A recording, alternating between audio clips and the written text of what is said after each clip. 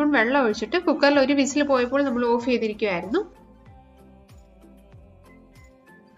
കുക്കറിലെ steam ഒക്കെ പോയതിനു ശേഷം നമ്മൾ ഓപ്പൺ ചെയ്തിരിക്കുകയാണ്. മട്ടർ കറക്റ്റായിട്ട് വെന്ത് വന്നിട്ടുണ്ട്. ഒത്തിരി വെന്ത് പോകേണ്ട ആവശ്യമില്ല, അതുകൊണ്ട് നമ്മൾ അല്പം വെള്ളം ഒഴിച്ചത്. വെള്ളം ഒഴിക്കാതെ ഇരിക്കരുത്, കുറച്ച് വെള്ളം ഒഴിക്കണം. ഇനി നമുക്ക് അല്പം മസാലപ്പൊടി എടുത്തു വയ്ക്കാം. ഞാൻ എടുക്കുന്നത് 1/2 സ്പൂൺ മുളക് പൊടി, 1/2 സ്പൂൺ മല്ലിപ്പൊടി, 1/2 സ്പൂൺ ഗരം മസാലപ്പൊടി, 1/4 സ്പൂൺ മഞ്ഞൾപ്പൊടി. ഇത്രയാണ്.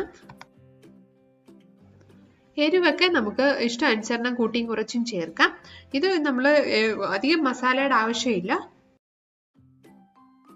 ഇനി നമുക്ക് ഒരു പാനിലേക്ക് 1 ടേബിൾ സ്പൂൺ എണ്ണ ഒഴിച്ചു കൊടുക്കാം. ഇതിലേക്ക് 1/4 സ്പൂൺ ചെറിയ ജീരകം ചേർക്കാം. നമ്മൾ കറിയിലേക്ക് അരച്ച് ചേർക്കുന്ന ചെറിയ ജീരകമാണ്. 1/4 സ്പൂൺ വലിയ ജീരകം ഗരം മസാലയിൽ ചേർക്കുന്ന വലിയ ജീരകം ചേർക്കാം. ഇപ്പോൾ നമ്മൾ മട്ടർ മിക്സിയുടെ ജാറിലേക്ക് വെള്ളം ഒന്നും ഒഴിക്കാതെ